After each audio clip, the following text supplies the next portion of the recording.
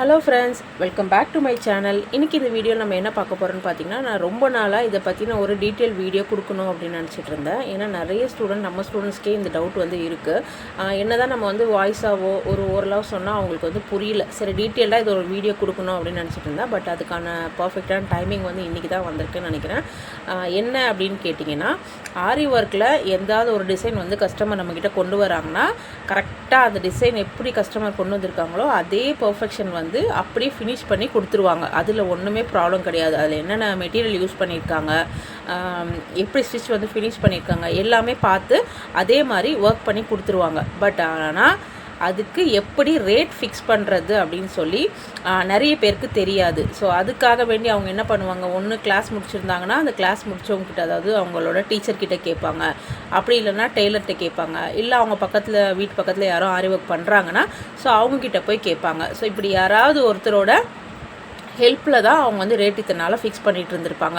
ஓனாக ஒரு டிசைனை பார்த்தோன்னா நம்ம அதுக்கு எப்படி ரேட் ஃபிக்ஸ் பண்ணணும் அப்படின்ற ஐடியா வந்து இல்லாமல் ஸோ மற்றவங்க சொல்கிறத கேட்டு இத்தனை நாள் ரேட் ஃபிக்ஸ் பண்ணிகிட்டு இருந்திருக்கலாம். பட் ஆனால் ஒர்க் வந்து நல்லா பர்ஃபெக்ஷனாக பண்ணி கொடுப்பாங்க. ரேட் மட்டும்தான் எப்படி ஃபிக்ஸ் பண்ணுறதுன்னு தெரியாமல் இருப்பாங்க. ஸோ இந்த வீடியோவில் நான் வந்து கிளியராக பேசிக்காக ஒரு சிம்பிள் ப்ளவுஸ்லேருந்து ஒரு ப்ரைடல் ப்ளவுஸ் வரைக்கும் எப்படி நம்ம ரேட் ஃபிக்ஸ் பண்ணோம் அப்படின்னு சொல்லிட்டு உங்களுக்கு கிளியராக நல்லா டீட்டெயில்டாக சொல்லியிருக்கேன். ஸோ வீடியோவை ஸ்கிப் பண்ணாமல் ஃபுல்லாக பாருங்கள். வீடியோ பார்த்துட்டு உங்களுக்கு ஏதாவது டவுட் இருந்தால் கமெண்ட் செக்ஷனில் கேளுங்க, நான் உங்களுக்கு கிளியர் பண்ணுறேன். ஸோ இந்த வீடியோ பார்த்துட்டு இந்த வீடியோ யூஸ்ஃபுல்லாக இருந்ததுன்னா மறக்காமல் வீடியோக்கு லைக் பண்ணிவிட்டு கீழே கமெண்ட்டில் யூஸ்ஃபுல்னு டைப் பண்ணிங்கன்னா எனக்கு ரொம்பவே மோட்டிவேட்டாக இருக்கும். ஸோ வாங்க வீடியோக்குள்ளே போகலாம். வீடியோக்குள்ளே போகிறதுக்கு முன்னாடி நீங்கள் இப்போ தான் நம்ம சேனலுக்கு ஃபஸ்ட் டைமாக விசிட் பண்ணிட்டீங்கன்னா சப்ஸ்கிரைப் பண்ணி கூட பெல் ஐகான் ப்ரெஸ் பண்ணி வச்சுக்கோங்க. அப்போ தான் நான் போகிற இன்ட்ரெஸ்டான வீடியோஸ் எல்லாமே உங்களுக்கு நோட்டிஃபிகேஷனில் வரும். அது மட்டும் இல்லாமல் உங்களுக்கு ஆரி கற்றுக்கணுன்ற இன்ட்ரெஸ்ட் இருக்குது, பட் வெளியில் போய் என்னால் கற்றுக்க முடியல, ஃபீஸ் கட்டி கற்றுக்க முடியல, அந்த மாதிரி சூழ்நிலையில் இருக்கீங்க அப்படின்னா நம்ம வந்து ஃப்ரீ கிளாஸ் எடுத்துகிட்டு இருக்கோம். ஸோ ஃப்ரீ கிளாஸில் ஜாயின் பண்ணி பேசிக்லேருந்து அட்வான்ஸ் வரைக்கும் நீங்கள் கம்ப்ளீட்டாக எல்லாமே கற்றுக்கலாம். எனக்கு நீடில் கூட பிடிக்க தெரியாது, ஆனால் கற்றுக்கணுன்ற ஆர்வம் இருக்குது அப்படின்றவங்க கண்டிப்பாக நம்ம கிளாஸில் ஜாயின் பண்ணிக்கலாம். கிளாஸ் வந்து கம்ப்ளீட்டாக ஃப்ரீ தான். சர்டிஃபிகேட் இஷ்யூ பண்ணுவோம் கிளாஸ் கம்ப்ளீட் பண்ணதுக்கப்புறம். ஸோ அந்த சர்டிஃபிகேட்க்குரிய அமௌண்ட் மட்டும்தான், வேறு எந்த சார்ஜஸும் உங்களுக்கு கிடையாது. மெட்டீரியல் அவைலபிள் இருக்குது. மெட்டீரியல் இன்கேஸ் உங்களுக்கு தேவைன்னா நீங்கள் வந்து மெட்டீரியல் நம்மக்கிட்ட வாங்கிக்கலாம். அது வந்து உங்களோட விருப்பம் தான், பட் அது வந்து கம்பல்சரி கிடையாது. நீங்கள் உங்களோட ஸ்கில்லை டெவலப் பண்ணிக்கணும் அப்படின்னு நினச்சிங்கன்னா கண்டிப்பாக இந்த ஒரு வாய்ப்பை பயன்படுத்திக்கோங்க. 2 மந்த் கிளாஸ் டியூரேஷனு. ஆரி கிளாஸ் ஜாயின் பண்ணிங்க அப்படின்னா ப்ரூச்சர்ஸ் கிளாஸ் வந்து நம்ம ஃப்ரீயாகவே இப்போ வந்து ஆஃபர் பண்ணிகிட்ருக்கோம். ஸோ இன்ட்ரெஸ்ட் இருக்கவங்க நான் கீழே நம்பர் கொடுத்துருக்கேன், வாட்ஸ்அப் நம்பரு. அந்த நம்பருக்கு வாட்ஸ்அப் பண்ணி கிளாஸோட டீட்டெயில்ஸ் கேட்டுக்கிட்டு இன்ட்ரெஸ்ட் இருக்கவங்க மட்டும் ஜாயின் பண்ணிக்கோங்க. ஸோ நான் ஆல்ரெடி சொன்ன மாதிரி ஆரி ஒர்க் ப்ளவுஸுக்கு ரேட் எப்படி ஃபிக்ஸ் பண்ணுறது அப்படின்றது தான் இந்த வீடியோவில் நம்ம வந்து டீட்டெயில்டாக பார்க்க போகிறோம். ரேட் ஃபிக்ஸ் பண்ணோம் அப்படின்னா நம்ம ஃபஸ்ட்டு 3 மாடல் வந்து ஆரி ஒர்க்கில் வரும். நம்மளுக்கு 3 டைப் ஆஃப் மெத்தட் வந்து ஆரி ஒர்க்கில் வரும். என்னென்னு பார்த்தீங்கன்னா, ஃபஸ்ட்டு வந்து சிம்பிள் ப்ளவுஸு, செகண்டு வந்து மீடியம் டிசைன் இருக்க ப்ளவுஸு, தேர்டு கிராண்ட், அதாவது ப்ரைடல் ப்ளவுஸ். இந்த 3 டிசைன் தான் நமக்கு ஆரி ஒர்க்கை பொறுத்த வரைக்கும் வரும்.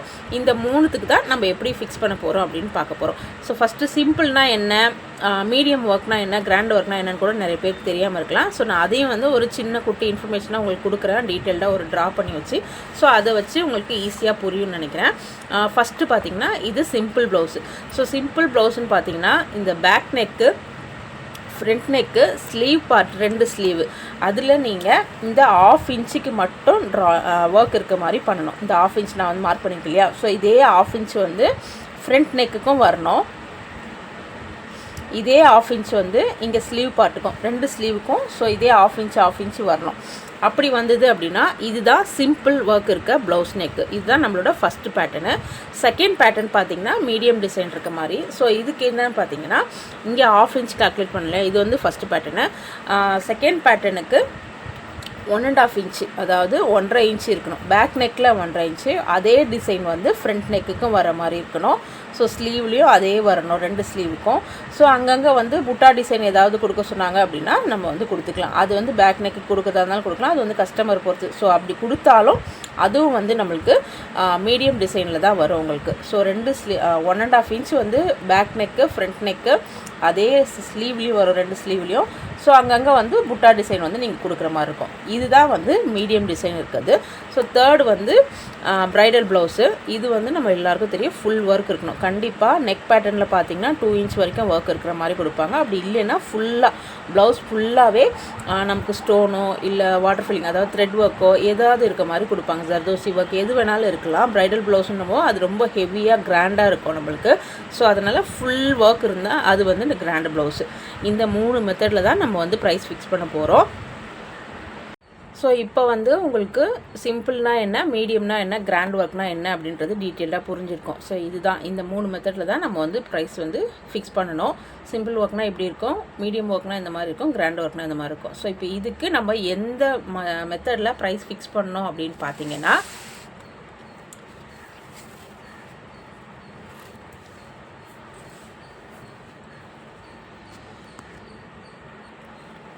நம்ம ஃபஸ்ட்டு கால்குலேட் பண்ண வேண்டியதுன்னு பார்த்தீங்கன்னா மெட்டீரியல் காஸ்ட்டு. அந்த ப்ளவுஸில் என்னென்ன மெட்டீரியல் யூஸ் பண்ணியிருக்காங்க, அதாவது அந்த டிசைனில் என்னென்ன மெட்டீரியல் யூஸ் பண்ணியிருக்காங்க. ஸோ மெட்டீரியல் காஸ்ட் கணக்கு பண்ணணும். அதுக்கடுத்து ப்ராஃபிட், நம்ம ஒர்க் பண்ணுறோம், ஸோ நமக்கு ஒரு ப்ராஃபிட் வேணும் இல்லையா, ஸோ அந்த ப்ராஃபிட் கணக்கு பண்ணணும். 3வது ஒர்க்கிங் டேஸ் இல்லை ஒர்க்கிங் ஹவர், நம்ம எவ்வளோ நேரத்தில் அந்த ப்ளவுஸை முடிச்சு கொடுப்போம். இது 3 தான் நம்ம வந்து கணக்கு பண்ணி ஒரு ப்ளவுஸுக்கு ரேட் ஃபிக்ஸ் பண்ணணும். இது நல்லா கிளியராக மைண்டில் வச்சுக்கோங்க. இந்த 3 உங்களுக்கு தெரிஞ்சிருச்சு அப்படின்னா எந்த ப்ளவுஸாக இருந்தாலும் நீங்கள் வந்து கரெக்டாக ரேட் வந்து ஃபிக்ஸ் பண்ணிக்கலாம். ஸோ ஃபார் எக்ஸாம்பிள் நான் இப்போ உங்களுக்கு சொல்கிறேன், ஒரு சிம்பிள் ப்ளவுஸ் வருதுன்னு நம்ம இந்த கால்குலேஷன் வந்து ஃபுல்லாகவே சிம்பிள் ப்ளவுஸுக்கே வச்சுப்போம். ஓகேவா, பிகினர்ஸ்க்கு புரிகிற மாதிரி சிம்பிள் ப்ளவுஸ்க்கே இந்த கால்குலேஷன் நான் உங்களுக்கு கொடுக்குறேன். இதே மாதிரி தான் நீங்கள் எந்த ப்ளவுஸாக இருந்தாலும் கால்குலேட் பண்ணணும். ஸோ மெட்டீரியல் காஸ்ட் வந்து சிம்பிள் ப்ளவுஸுக்கு ஒரு 300 வந்து நம்ம ஸ்பெண்ட் பண்ணுறோன்னு வச்சுப்போம். செகண்டு ப்ராஃபிட், நமக்குரிய ப்ராஃபிட் வந்து நம்ம மேக்ஸிமம் பிகினர்ஸாக இருக்கீங்க அப்படின்னா ஒரு 250 500 வரைக்கும் நீங்கள் வச்சுக்கலாம். உங்களோட விருப்பம் தான் அது. உங்கள் ஏரியாவில் எந்த அளவுக்கு சொன்னால் போகுமா அப்படின்றதெல்லாம் நீங்கள் பார்த்துக்கோங்க. ஸோ ஒரு 250 500 வரைக்கும் உங்களோட ப்ராஃபிட் வச்சுக்கோங்க. நான் வந்து அப்ராக்சிமேட்டாக ப்ராஃபிட் வந்து 350 போட்டிருக்கேன். தேர்ட் ஒன், இதுதான் ரொம்ப மெயின். இது வந்து பிகினர்ஸ்க்கு ஒரு மாதிரியும் கொஞ்சம் எக்ஸ்பீரியன்ஸ் ஆனவங்களுக்கு ஒரு மாதிரியும் நம்ம வந்து கால்குலேட் பண்ணுற மாதிரி இருக்கும். இது நான் டீட்டெயிலாக சொல்கிறேன் பாருங்கள். ஒர்க்கிங் டேஸ், அதாவது ஒரு ப்ளவுஸ் சிம்பிள் ப்ளவுஸ் வருதுன்னா மேக்ஸிமம் நம்ம வந்து ஒரு 2 நாள் இல்லை 3 நாளில் முடிச்சு கொடுக்கணும். அப்படி கொடுத்தா தான் நமக்கு வந்து அந்த ப்ளவுஸில் ஓரளவுக்கு நல்ல ப்ராஃபிட் ஏர்ன் பண்ண முடியும். அதை விட்டுட்டு 5 நாள் இல்லை 1 வாரம் அந்த மாதிரிலாம் ஒர்க் பண்ணுறோன்னா அது நம்ம ஒர்க் பண்ணி அதில் நம்ம ஒன்றுமே சம்பாதிக்கலன்னு தான் அர்த்தம் அது. ஸோ அதனால் சிம்பிள் ப்ளவுஸ் வருதுன்னா உங்களுக்கு 2லேருந்து 3 நாளுக்குள்ளே கண்டிப்பாக முடிச்சு கொடுத்துட ட்ரை பண்ணுங்கள் பிகினர்ஸு. ஸோ இந்த ஒர்க்கிங் டேஸ் எப்படி கனெக்ட் பண்ணணும்னு பார்த்தீங்கன்னா, இதை ஃபஸ்ட் நம்ம 2 பார்ட்டாக பிரிச்சுக்கலாம். பிகினர்ஸ் வந்து எப்படி நீங்கள் கனெக்ட் பண்ணணும்னா, 1 மணி நேரத்துக்கு உங்களோட சேலரி அப்படின்ட்டு நீங்கள் இதை ஃபிக்ஸ் பண்ணணும். உங்களோட ஓன் இன்ட்ரெஸ்ட் தான் இது. நான் வந்து தோராயமாக எப்படி கனெக்ட் பண்ணணும் அந்த மெத்தடில் போட்டிருக்கேன். 1 ஹவருக்கு நான் வந்து 50 ருபீஸ் கால்குலேட் பண்ணியிருக்கேன். இது நீங்கள் கூடவும் போடலாம், குறைச்சலாகவும் போடலாம், உங்களோட விருப்பம் தான். பிகினர்ஸாக இருந்தீங்க அப்படின்னா 50 ருபீஸ்க்குள்ளே போட்டால் தான் உங்களுக்கு நிறைய கஸ்டமர்ஸ் வருவாங்க, நிறைய ஆர்டர்ஸ் கிடைக்கும். எடுத்தோடனே நம்ம ரொம்ப அதிகமாக அமௌண்ட் போட்டோம்னா கஸ்டமர்ஸ் வந்து வரமாட்டாங்க.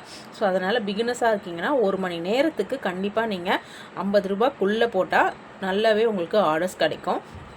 ஸோ அப்போது 1 ஹவருக்கு 50 ருபீஸ் அப்படின்னா நம்ம ஒரு நாளைக்கு ஒரு 8 ஹவர்ஸ் ஒர்க் பண்ணணும்னு வச்சுக்கோங்க. அவ்வளோதான் ஒர்க் பண்ண முடியும் மேக்ஸிமம். நம்ம வீட்டில் இருக்க வேலையும் பார்த்துக்கிட்டு மற்ற வேலையும் பார்த்துக்கிட்டு ஸோ ஒரு 8 ஹவர்ஸ் ஒர்க் பண்ணுறோம் அப்படின்னா 1 மணி நேரத்துக்கு 50 ரூபா இன்ட்டு 8 மணி நேரம் நம்ம ஒர்க் பண்ணுறோம். ஸோ அப்போது 50 ருபீஸ் இன்ட்டு 8 ஹவர்ஸ் போட்டிங்கன்னா 400 உங்களுக்கு வருது.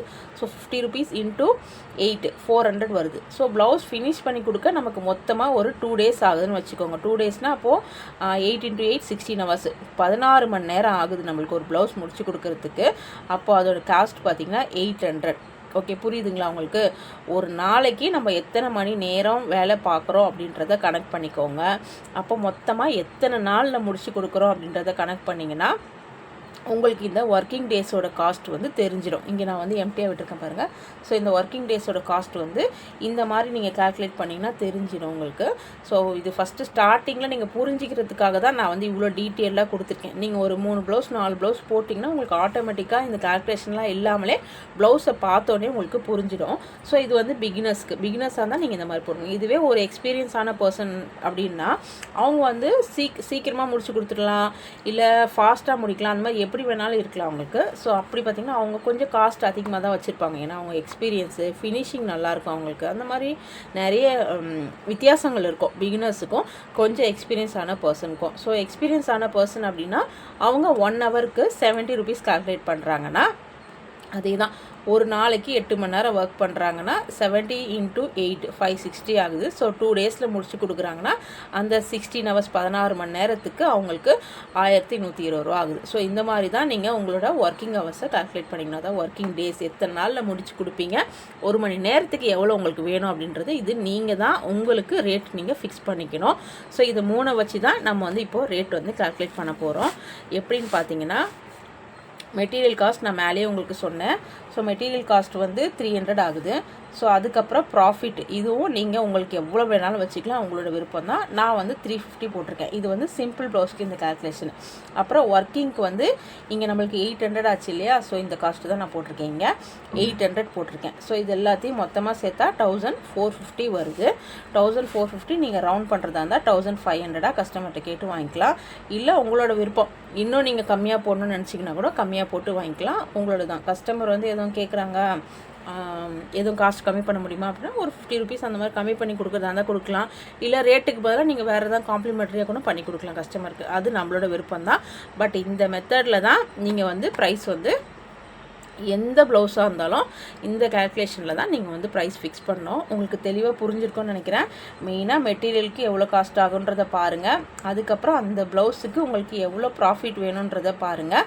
அதுக்கடுத்து ஒர்க்கிங் ஹவர்ஸை நான் சொன்ன இந்த ஃபார்மேட்டில் கணக்கு பண்ணிக்கோங்க. கணக்கு பண்ணி அந்த காஸ்ட்டை இதில் ஆட் பண்ணிக்கோங்க. இது 3 சேர்ந்து எவ்வளோ வருதோ அதுதான் ஒரு ப்ளவுஸுக்குரிய ரேட். ஓகேவா?